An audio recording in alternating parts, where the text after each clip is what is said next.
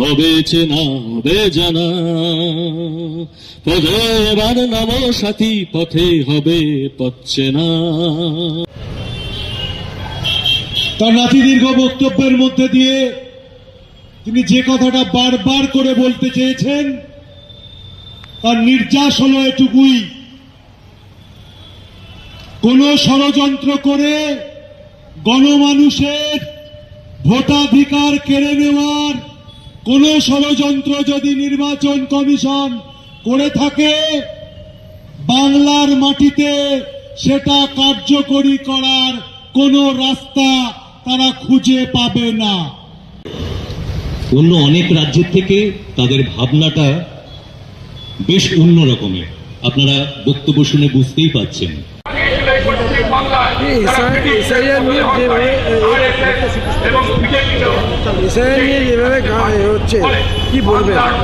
দেখুন, দেশ বাঁচাও গণমঞ্চ এই এসআইআর বিরোধী একটা অবস্থান আমরা করেছি। তার কারণ হচ্ছে আমরা মনে করি নিশ্চয়ই ভোটার তালিকা নিয়ে পরিবর্তন বা পরিমার্জনা করা প্রয়োজন হয়তো আছে এবং করা হয়েওছে, কিন্তু সেটা এইভাবে হুট করে যেভাবে করা হচ্ছে, যেসব রাজ্যে আসন্ন নির্বাচন সেখানে তড়িঘড়ি গিয়ে কোনোভাবে একটা ভোটার তালিকা তৈরি করা হচ্ছে এবং বিহারের ভোটার তালিকা তৈরি করার সময় নানান রকমের দেখা গিয়েছে যে সমস্যা হয়েছে এবং সুপ্রিম এসআইআর নিয়ে যেভাবে হচ্ছে কি বলবেন?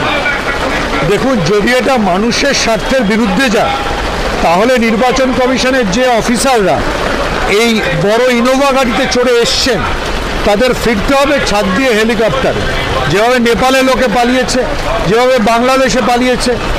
যদি আপনি মানুষের স্বার্থের বিরুদ্ধে গিয়ে ভোটে কারচুপি করার চেষ্টা করেন, শুধুমাত্র ভোটটাকে ব্যবহার করেন ক্ষমতা ধরে রাখার জন্য এবং তাও একটি নির্দিষ্ট দলের জন্য, তাহলে নেপাল, বাংলাদেশ, লাদাখ যা দেখিয়েছে সবাই যেন মনে রাখে যে সেই পথে কিন্তু সবাইকে যেতে হবে যে অত্যাচার করবে। যদি আপনি দলিতদের ভোটার তালিকা থেকে বাদ দেন, যদি আপনি মুসলমানদের ভোটার তালিকা থেকে বাদ দেন, তাহলে বাংলার মানুষ ভারতবর্ষের মানুষ ছেড়ে দেবে না। আপনি 1947-এর আগে যেমন ছিল দেশের মধ্যে মাত্র 17% মানুষ ভোট দিতে পারত, সেই সিস্টেমে নিয়ে যাবেন না। বাঙালির ভোটাধিকার কেড়ে নিতে এলে তার প্রতিবাদ প্রতিরোধ হবে। তো বন্ধুরা, ভিডিওটি আপনারা দেখলেন। তো লাস্টের যে বক্তা যে বক্তব্য রাখলেন, এই ব্যক্তি কে? তো আমি কিন্তু চিনি না, আপনারা কি চেনেন? আপনারা অবশ্যই আমাকে কমেন্টে জানান।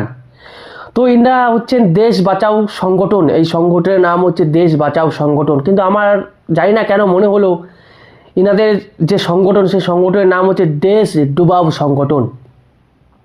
তাদের যে পোস্টারগুলো দেখলেন, নো এসআইআর। কেন ভাই এসআইআর হবে না? এসআইআর কেন হবে না?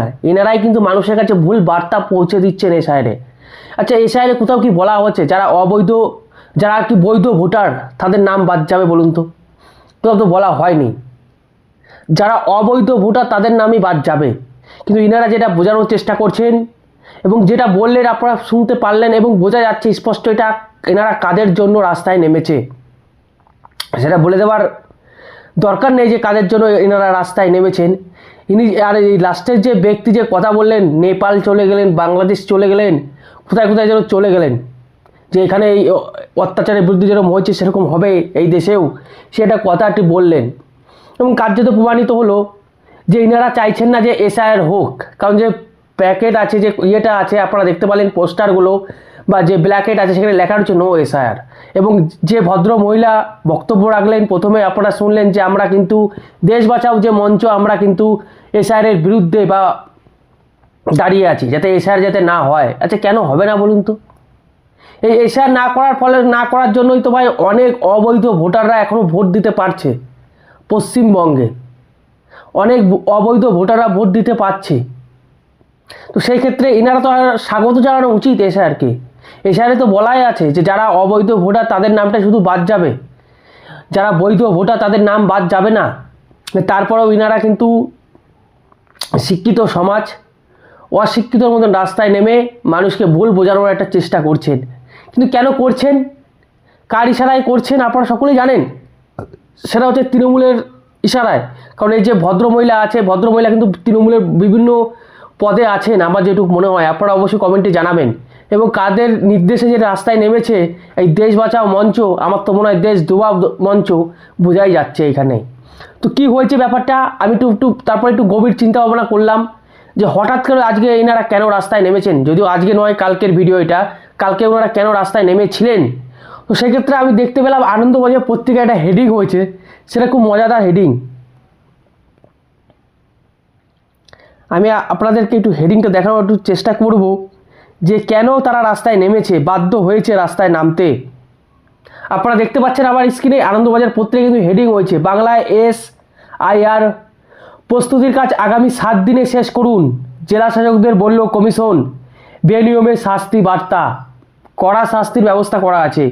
এই এই এই এই এই জিনিসটা দেখতেই তারা কিন্তু রাস্তায় নেমে পড়েছে এবং কার্যত তারা মানুষকে ভুল বোঝাচ্ছে যে নো SIR। এবং লাস্টের যে বক্তা যে বক্তৃতা রাখলেন, সেই দেশে যখন স্বাধীনতা তখন কি 17% ভোট ব্যাংক ছিল, সেই একটা অবস্থা কি নিয়ে যাওয়ার চেষ্টা করছে নির্বাচন কমিশন বা কোনো একটি দলকে সেরা চেষ্টা করছেন। আচ্ছা, যদি SIR না হয়, যারা অবৈধ ভোটার তারা যে ভোটটা দিচ্ছে, সেক্ষেত্রে তো একটি দলেরই সুবিধা হবে, সেক্ষেত্রেও তো একটি দলের সুবিধা হবে। তারা কি বুঝতে চাইছেন না বা বুঝতে পারছেন না, না বুঝে শুনেও তারা অবুঝের মতন ভান করছেন যে যারা বৈধ ভোটার তাদেরই একমাত্র অধিকার আছে এই দেশে ভোট দেওয়ার, অবৈধ ভোটার তো অধিকার নেই।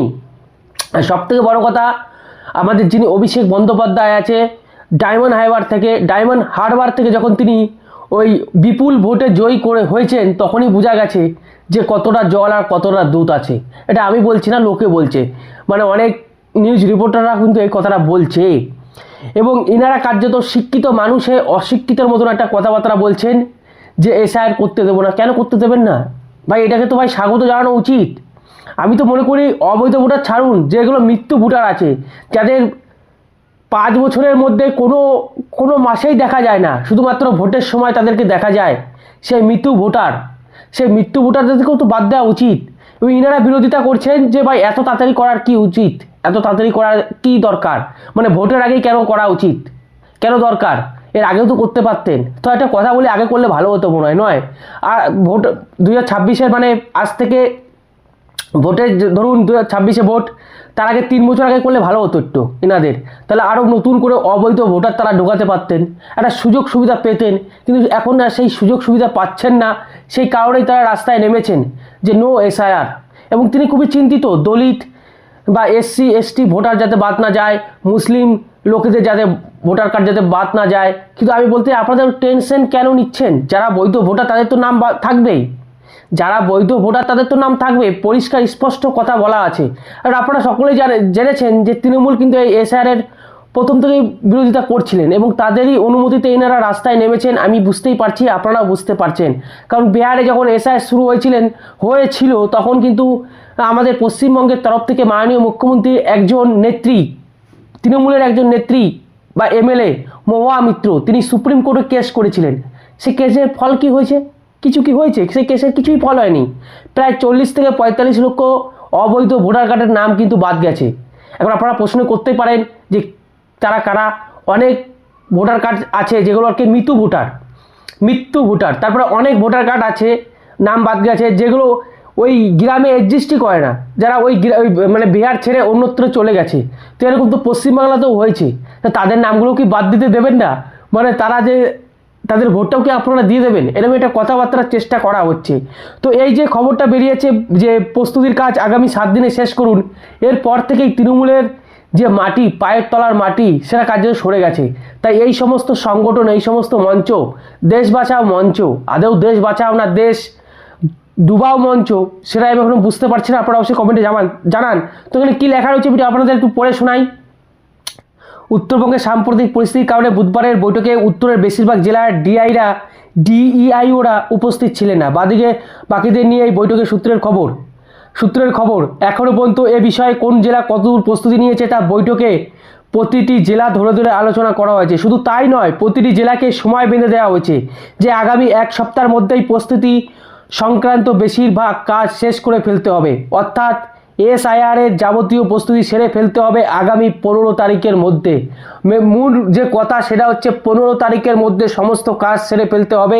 এবং আপনারা সকলেই জানেন, এটা সবাই জানে, বুঝতে পেরেছে যে কালী পুজোর পর, কালী পুজো লক্ষ্মী পুজোর পরেই কিন্তু SIR আমাদের পশ্চিমবঙ্গে শুরু হবে। তার আগে থেকেই তারা একটু ভয় পেয়ে যাচ্ছেন, তৃণমূলের পায়ের জমি সরে যাচ্ছে, তার জন্য এই সমস্ত সংগঠন, এই সমস্ত মঞ্চ কিন্তু রাস্তায় নামছে, যেটা আমার দেখে খুবই হাসি লাগছে। আচ্ছা, কারা কারা উপস্থিত ছিলেন এখানে? দেখুন, উত্তরবঙ্গে তো কেউ উপস্থিত থাকবে না, কারণ উত্তরবঙ্গের যা অবস্থা হয়েছে আপনারা দেখতে পেরেছেন। তো কারা কারা উপস্থিত ছিলেন এখানে আমি আপনাদের একটু বলে দিই। উপনির্বাচন কমিশনার জ্ঞানেশ ভারতী, কমিশনারের তথ্য প্রযুক্তি শাখার ডিরেক্টর জেনারেল সীমা খান্না, কমিশনারের সচিব SB যোশী এবং উপসচিব অভিনব আগরওয়াল সবাই কিন্তু বুধবার সকালে সব জেলার DIO এবং ডিস্ট্রিক্ট ইলেকশন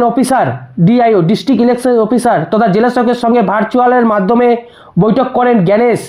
কমিশন আগেই ইঙ্গিত দিয়েছিল আর কিছুদিনের মধ্যেই রাজ্যে SIR শুরু হতে পারে। বুধবারের বৈঠকে এক প্রকার স্পষ্ট জানানো হয়েছে সেই কথাই। তো আপনারা বুঝতে পারলেন কেন তারা এই রাস্তায় নেমেছে।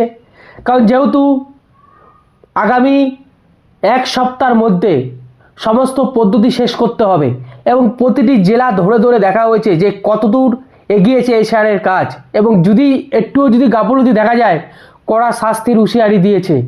তার জন্যই কিন্তু এই সমস্ত যে সমস্ত মঞ্চ রয়েছে তারা কিন্তু রাস্তায় নামতে আজকে বাধ্য হয়েছে। বলছে নো SIR। কেন SIR হবে না আমি এখনও বুঝতে পারছি না, কেন হবে না ভাই? আগে SIR হোক, কাদের নাম বাদ যায় তারপরে দেখুন আপনারা, তারপরে তো লাফালাফি করবেন। তার আগে SIR না হওয়ার আগেই আপনারা মরে যাচ্ছেন, ভূত হয়ে যাচ্ছেন। মানে ব্যাপারটা একটু আমাকে জানাবেন। তো আগামী 15 তারিখের মধ্যেই কিন্তু সমস্ত কাজ শেষ করতে হবে। একদম পরিষ্কার পরিচ্ছন্ন কথা নির্বাচন কমিশন জানিয়ে দিল। তো অবশ্যই আপনারা জানাবেন যে এই সমস্ত ব্যক্তি, মানে এই যে দেশ বাঁচাও মঞ্চ যারা বক্তব্য রাখলেন, লাস্টের যে ব্যক্তি তার এই বক্তব্য, মানে তিনি কে, তিনি কোন, মানে তিনি কে আমি এখনো বুঝতে পারছি না। তার নামটা কি যদি কেউ জেনে থাকেন অবশ্যই কিন্তু কমেন্টে আপনারা জানাতে পারেন বন্ধুরা। তো রাখছি, ভালো থাকুন, সুস্থ থাকুন, রাম রাম, ভারত মাতা কি জয়, বন্দে মাতারাম, জয় শ্রীরাম।